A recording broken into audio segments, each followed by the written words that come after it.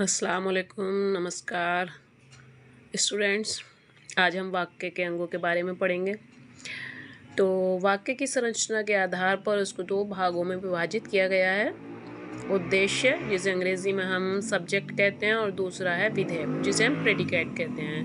तो उद्देश्य के बारे में बात करेंगे तो वाक्य का वह अंग जिसके विषय में कुछ कहा जाए उसे उद्देश्य कहा जाता है। उदाहरण के लिए जैसे राम सो रहा है, राजू खाना खा रहा है, या किसान फलों के पेड़ लगाते हैं, या जवान देश की रक्षा करते हैं।